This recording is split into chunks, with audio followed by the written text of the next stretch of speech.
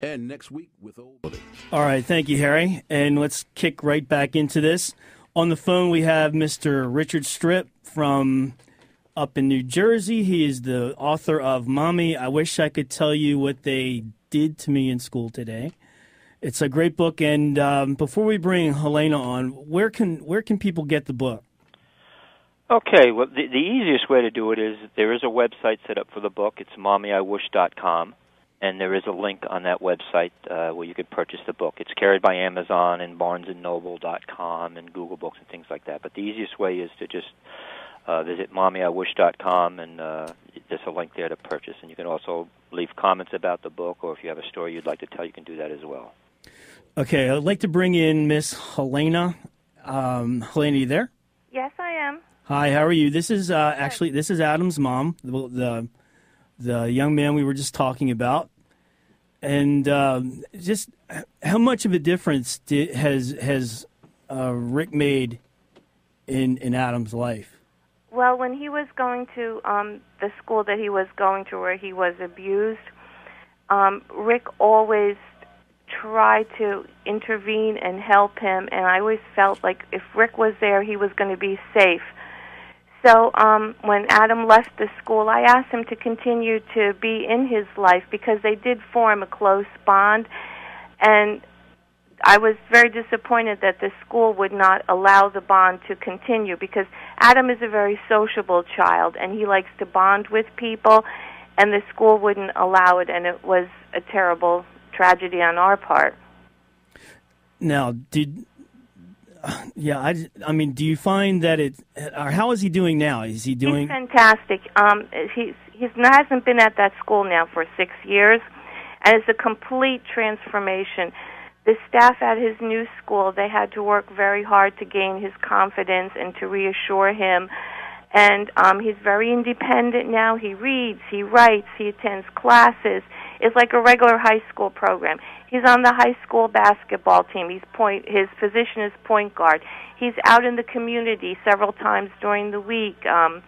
It's just amazing. He's not the same child that was at his old school. And it had to be just because of the environment that he's in. He no longer hides his shoes in the morning or underneath the bed or in the closet. He's up at 4:30 in the morning, ready to go. When it's vacation time, he doesn't want to be on vacation. He wants to be at school. Yeah, that was another big part of that whole story was that Adam used to hide his shoes in the morning because he didn't want to go to school. He would hide them or he'd throw them in the trash so he couldn't go to school. Yeah, and now it's the complete opposite. I say, there's no school today, and he doesn't want to believe it. He wants to go. During a snowstorm one time, my husband had to drive him to the school to show him that there was no school that day. Now, how old is Adam now? He's 18. He's 18? Mm-hmm. That's incredible. And he's a typical teenager. He listens to rap music. At his school, they have a music studio, and they want to be MTV stars. So they wrote a song about being disabled, and they choreographed it, and they all dance on the video, and they put it on YouTube. Sweet. Oh, you'll have to. We'll have to find out all that information from you later on, and I'll get. Maybe we can do something with that later on down the road here. But the program that he's in now is fantastic. All the students.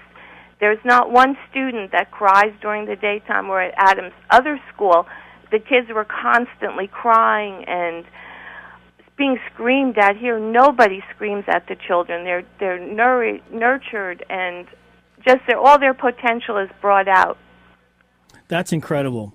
Hey, Rick, we've got to get ready and move on here. I've got another segment we've got to do. Okay. But Helena, I want to thank you very much for coming on. That was quite a little shock there to see you come up on the phone line. And I'm glad you called in, though. Okay. And we'll be back in touch with you again. And if you can, just stay on the phone, and Bree will get some info from you. Okay, but great. Thank you very, very much. Okay, and please pass along our best regards and best wishes to Adam, okay? Okay, thank you very much. All right, great. All right, behind Helena, we also did have Scott holding on. He's in Pikesville calling with a new method for reading for autistic kids. So when we get a chance, we'll talk to him. Okay, Rick? Yeah. Once again, what's your website? It's mommyiwish.com. Okay, because I know we got to get ready to go into our next segment. Go ahead and let's get Scott in here, and then we'll head on. Good evening, gentlemen. This is the first time I've listened to your show, and I'm quite surprised, and I'm very thankful that you have a show like this. Well, thank you. I've been through everything. I'm a father of, he's a 15-year-old boy with autism and developmental delay and severe ADHD. This kid can't sit still for anything. And here we are through 6th grade, and he cannot read. He's totally unable to read or write. And we found a method of reading called phonographics. And it's not new. It's been around for 50 years. It was invented in England. And it's good to have a tutor, but if you can't afford a tutor, you don't need a tutor. You can do it yourself. And it works. All I can tell you is it works. We've tried the Orton Gillingham and the Linda Mood Bell, and none of that worked. But this method works. There are no rules. It's pure sounds. You don't use letters. Everything is a sound. And my son went from zero, from nothing. Now he's reading at the sixth grade level, and it's been proven by the tests that he's done. So, and what's the name? What's the name of it? It's called phonograph. Phonographics. Phonographics. Right. Rick, have you ever heard of that? No, I'm not familiar with that. It's the person that invented it is named McGuinness, Carmen McGuinness, Mac Guinness, from England, and it's being used now in the New York City school system. It's very successful in the inner cities. California, San Francisco, Los Angeles. It's on 60 Minutes. And if you just Google phonographics, the website is readamerica.com. And this lady, Carmen McGuinness, wrote a book called Why Our Children Cannot Read. And she hits the nail on the head.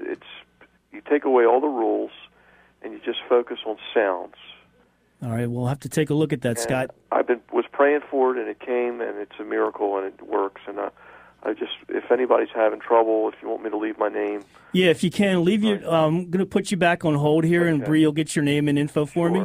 I'll be glad to help. And thanks for calling in with that, and I'll get in touch with you sometime during the week. Okay. Thank you. Keep on listening, right. Scott. Okay. Great. Keep up the good work. Thank you, sir. We want to encourage Helena to call us back. We lost her, so we want her to call back and give us her information. Okay. Okay. All right, Rick. Thank you very much for coming on, my friend, and thank you, Mike. And God bless you guys and everything that you're doing. Continued success with that. And like I told you, I'll get you in touch with some other people, and I wish you very much success with this book. I know a couple friends of mine have read it, and they said it was great. They really enjoyed it. So good luck, and I will talk to you sometime this week. Once again, it's mommyiwish.com if you want to go and take a look at his website as well. All right? All right. Thank you, sir. Thank you so much, Mike. Have a great day. You too. Talk to you later. Bye-bye. All right, bye-bye.